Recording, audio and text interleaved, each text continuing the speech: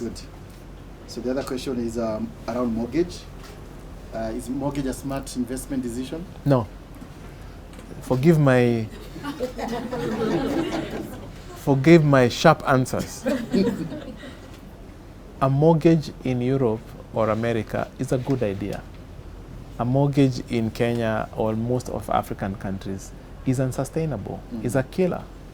Because mortgage rates are at what? If you get a mortgage at 19%, 20%, it means you need to, whatever you create out of that mortgage needs to be making more than 19-20%, isn't it?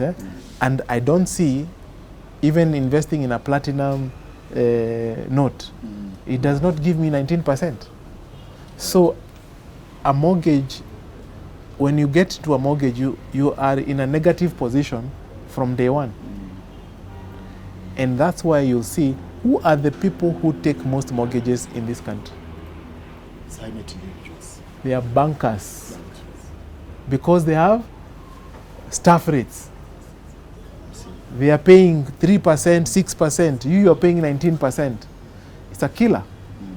And that's why you'll notice our parents, when we finish school, most of them say, how come I used to pay so much school fees, but now I don't see that money and yet I finished paying school fees?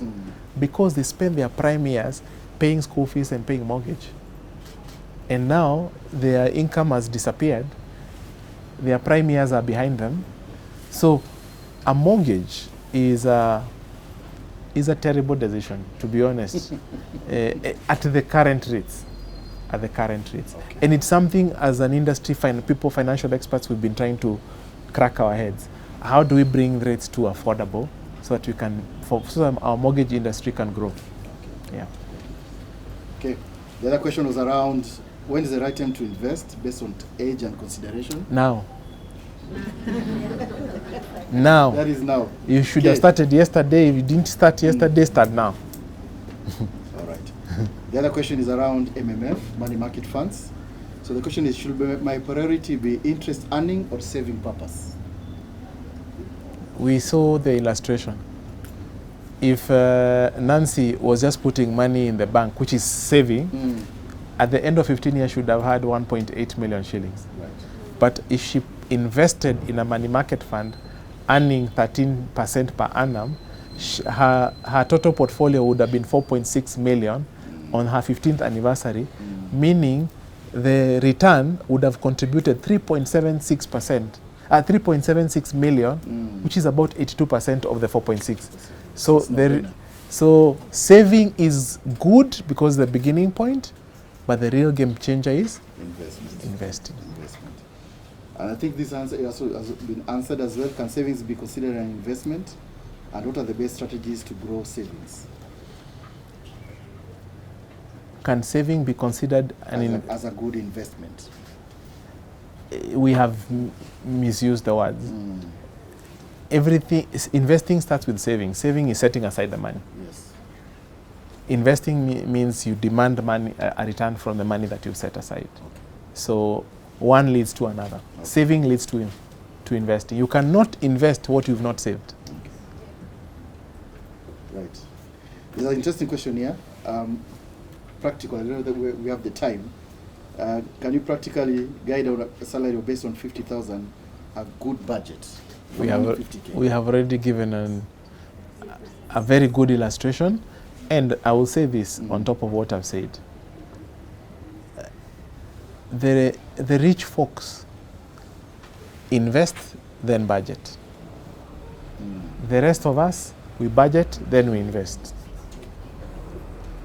So when your paycheck comes into the bank, the first decision you should make is not one of budgeting. The first decision you should make is how much do I pay myself, so that I stop being dependent on this toxic relationship that I've been in with my salary. Okay. Yes. Okay. All right. You also made an interesting point about when I was listening to you. Your salary is not the problem, you are the problem. Yes. Could you just give a bit more meat to it? Yes. Well, by me being the problem, what does it mean? I'm living beyond my means. What does it mean exactly? Yeah, it means that how much you earn. Financial freedom is not about how much you earn. It's about the choices you make today. Let me give an example with what I've seen in the banking space. There is most of the people in the bank, they wear nice suits like me, you know, nice ties, you know, they show up, they earn big salaries, you know, and they are big people, they drive big cars, you get, eh? But there is no segment of working population that is as trapped in debt like the bankers. That including us people like microfinance as well? I don't know about my MFI. I am hoping these are good people here. But they are in so much debt. But in the same office, there is a lady who brings tea. And this lady, this tea girl, when she brings tea, she also brings with an accompaniment of mandazi that she made at home. Yeah? And she has made you to get used to eating, taking tea with mandazi. So by the 15th of the month, you are broke. And she comes and tells you, here is mandazi, and you're like, I don't have the money. She says, I'll give you credit. You pay me at the end of the month. At the end of the month. What you don't realize is that this packet of unga, or flour, that she converts into mandazi, she's probably making 100% return every day. 100% return every day. So let's project 20 years from today. Who will employ who? Yeah. 20 years from today, this banker will be calling this lady because she'll be a very big businesswoman. And this banker will have worked to the last paycheck and will have mortgaged his life. And he will be at a negative. So he needs the woman. Right. So the idea is, what choices will you make today that will decide how 20 years from today you look like? Right. Good. So quickly, how do I stop living paycheck to paycheck? Pay yourself first before you pay others. Let me give a very interesting example. Yes. When I started my financial journey, I asked myself, by the way, how much do I earn in a month? Multiply that by 12. Then I'm like, wow, that's a lot of money. So where does this money go? So I started putting together all my expenses, and I did a pie chart. The thing that shocked me is that in that pie chart, the biggest guy I was paying is my landlord. Then there were other service providers, including the transport, the places I go to eat lunch when I come to the CBD. And there was no me. So I realized, guess what, who I've been working for? I've been working for my landlord, I've been working for Safaricom, I've been working for Nairobi Water Services Company, I've been working DSTV, I've been working for restaurants, I've been working for all the people, everything that around me. In fact, I've been working for my banker because I have to pay mortgage. But there is nobody else. There is no me in this mathematics. So this math is not mathing. Okay. So I had to make a choice. Yeah. I say, now, if the government takes my money before I even have a choice, they don't care what my rent is, they don't care what my commitments are. I also want to make a choice for myself.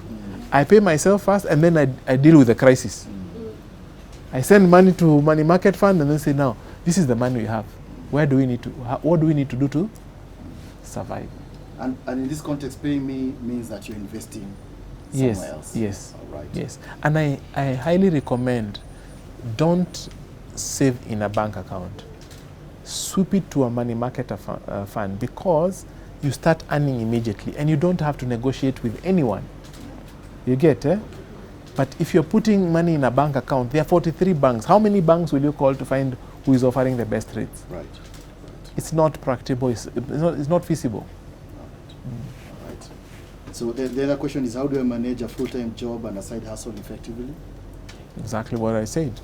Look at if you have a 8 to 5 job, Don't go into side hustles that demand operational effort, Yeah. operational time. Yeah. You get, eh? Look at things that are can complement what you do. You get, eh? So if you are, if I don't know, I'm trying to, online is a big thing, honestly. Yeah. And I think when we wake up to this online thing, I just came from Estonia, and I realized one thing. Everybody in Estonia, they set up a business to provide services and goods to the world, not to themselves. Here, we set up businesses to service other Kenyans. Market, yeah. Yeah. So our mindset needs to shift from local thinking to global thinking, because the market is global. Right. Yeah. Right. So I look forward to seeing Platinum and Premier Credit Right.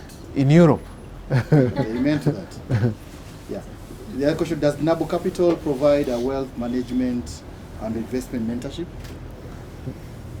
I'm already doing mentorship here. And we are not set up. Mentorship is not a service, but we have what you call financial advisors. Anybody who wants to start their journey today, I welcome them to Nabo Capital. Don't ask for Pius Mushiri, because everybody asks for Pius Mushiri. Ask for a financial advisor. A financial advisor will hold your hand, will understand your financial circumstances, and will guide you on how to start investing your own tailored, personal, financial freedom journey. What does it take? Just to build on that, is it, do you charge? Of course you charge. No. You do it for free? Yeah. You've heard that? It's for free? Yeah. Yeah. The other question is, this is a big one. How do I minimize, an interesting one, how do I minimize financial burden out of black tax? I don't like the word black tax. I keep asking these questions. Sorry to digress a little bit. For those people who probably have lost a parent or parents, how much would they pay to have dinner with that parent tonight? Everything. If you are told, pay 1 million shillings and tonight you'll have one-off dinner with your parent who left 10 years ago, I believe you'll find the 1 million. Absolutely. Just to have one special moment. Absolutely. So I don't think it is a case of black tax. It's a case of poor financial planning. I do not create dependencies. We are in a culture of creating dependencies. So let me give an example. We observe that people who live in diaspora send on average $200 back home every month. Then our exchange rate was around 100. So we asked ourselves, what can we do for such a person so that they can be sending their money to their parent or their pay school fees for their siblings without going to their pocket? And we discovered if we only help them to mobilize 4 million shillings, a portfolio size of 4 million shillings, we can be able to pay 20,000 bob to these dependents every month without the involvement. Now that does something very interesting. Because you are doing this out of love and care, it means in case of disability, in case of loss of job or income, in case of even disease, unfortunate case of someone passing on, the people who you love and are supposed to depending on you will continue enjoying the fruits of your labor even beyond that point. Right.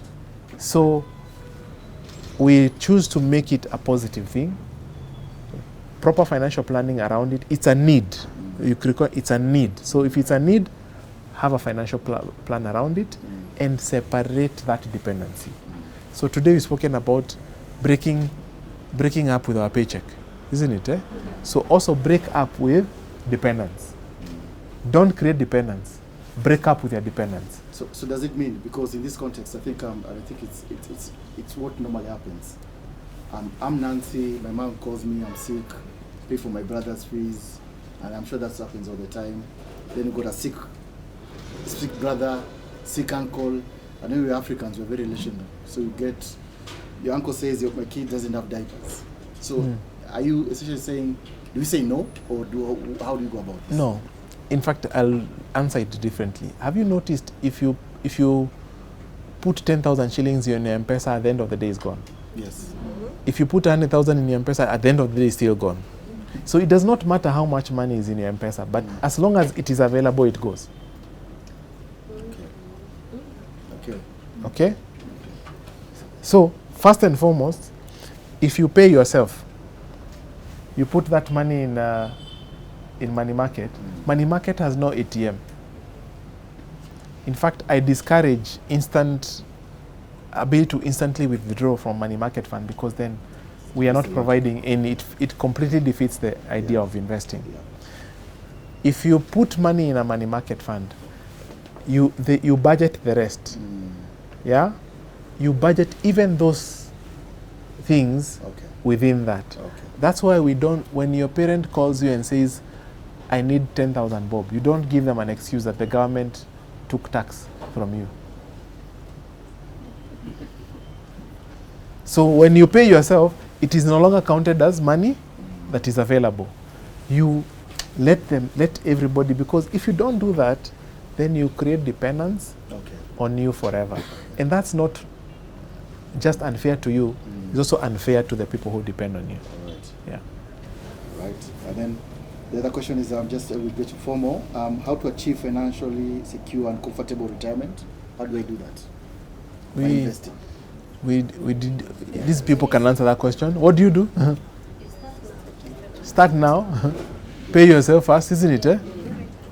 Yeah. Make sure you.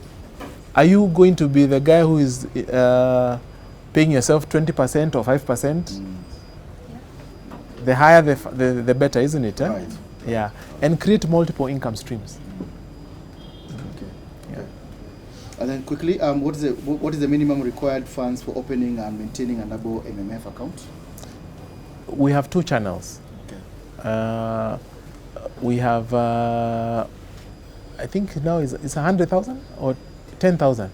You can actually start money market with 10,000 very easily. But if that is also not even acceptable, we have chums. You can invest 5 bob. You can start with 5 bob. And by the time I'm leaving here, you can already be registered in chums. And you can see your money growing on the phone. All right. So last but not least, when you're looking for, there are 2 questions actually. What is you, now Pius? Yes. What is your greatest fear in investment as a financial advisor? My greatest fear in investment as a financial advisor is when I look around me and I see the people around me and I see the lifestyle that they live today. They have 2 cars parked in their compound. They are living in a nice home.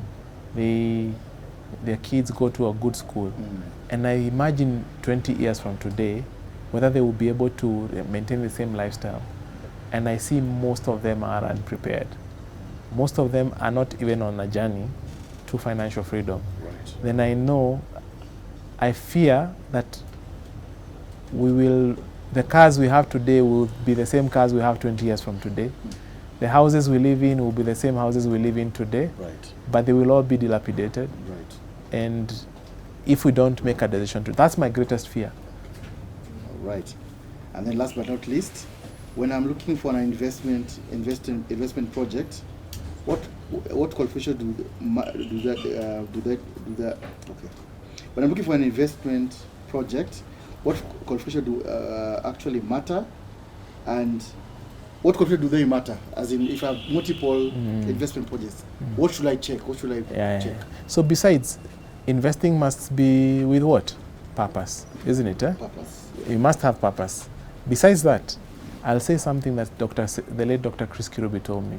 Said, buyers, if you follow the bee, you'll find the honey. If you follow cash flows, you'll find the best assets. The best investment generate the best cash flows. All right. The cash flow is like the heartbeat of a human being. Right. The weaker the cash flows, the weaker the heartbeat. Right. The bigger the cash flows, the stronger the heartbeat. And you want to be, whatever you invest in, let it be cash flow rich. So when people ask me today to invest in them, I ask them, how much cash flows will it give me next month? That's my simple filter. And when they start telling me 2 years from today, I say, thank you very much. Cash flow. Follow the bee, you'll find the honey.